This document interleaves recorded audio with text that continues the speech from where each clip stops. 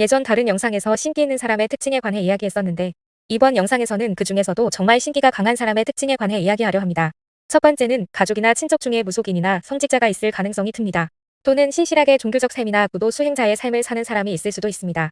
이런 사람들은 대부분 신기가 강한 편입니다. 신기는 유전될 수 있어서 혈연 중에 신기가 강한 사람이 있으면 본인도 신기가 강할 가능성이 큽니다. 두 번째는 사주, 타로, 관상 등에 관심 많거나 이를 활용하는 직업일 가능성이 큽니다.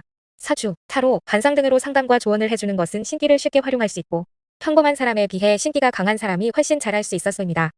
세 번째는 별 생각 없이 신점 보러 무속인을 만나러 갔을 때 무속인이 되어야 한다거나 반대로 귀신을 밀어내는 물은 곳을 받아야 한다는 이야기를 들을 수 있습니다. 무속인은 신기가 강한 사람이어서 신기 있는 사람을 당연히 알아볼 수 있습니다.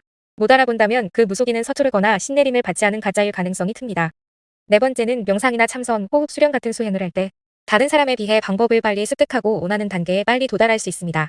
명상이나 수행을 하다 보면 최면에서의 트랜스 상태처럼 몽환적인 느낌의 상태나 몸과 마음의 긴장이 풀리고 이완이 충분히 된 몰입 상태에 도달하는 경우가 많습니다.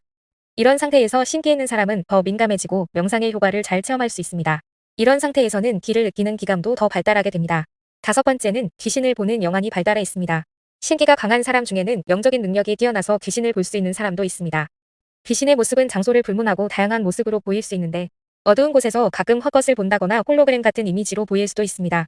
실제로 본인이 본 것이 귀신인지 아닌지를 구분하는 것은 꼭 전문가의 도움을 받아 확인하는 것이 좋습니다. 여섯 번째는 가족 중에 정신병 환자가 있을 수 있습니다.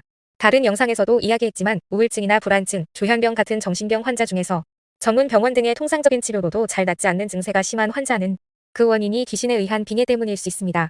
이런 사람이 가족 중에 있다면 자신도 신기가 강하게 있을 가능성이 큽니다. 일곱 번째는 주변에 아픈 사람이 있으면 아픔을 공감할 수 있습니다. 여성의 경우 주변의 가족 혹은 친구와 생리 주기가 비슷해지는 경우처럼 평범한 사람도 같이 오랜 시간 있다 보면 소리급수의 공명 현상처럼 인체에 동조화 현상이 발생할 수 있습니다. 동조화 현상이 발생하면 옆 사람의 아픔을 거의 그대로 느낄 수도 있고 심리적 아픔도 유사하게 공감할 수도 있습니다. 이런 현상은 누군가를 만나면 반드시 통증으로 느껴지지는 않더라도 몸에 기운이 없는 무기력증 같은 증상으로 나타날 수도 있습니다. 이런 현상은 일상생활에서 본인도 모르게 자주 일어나는 현상입니다. 여덟 번째는 귀신과 성관계하는 내용의 귀적꿈을 자주 꿀 수 있습니다. 참고로 귀적은 귀신과 성적으로 교류하는 것을 말합니다. 다른 영상에서 신기 있는 사람이 가위 눌리는 꿈을 자주 꾼다고 했었는데 귀적꿈은 조금 더 신기가 강한 사람에게서 나타날 수 있는 현상입니다. 신기가 강하면 귀신 같은 영혼과의 교류가 더 활발히 될 수 있다는 뜻도 됩니다. 그래서 나쁜 귀신의 영향을 더 잘 받을 수 있는데 그 중에서도 새끼가 성적 희롱을 할 때 나타나는 현상이 바로 귀적꿈입니다.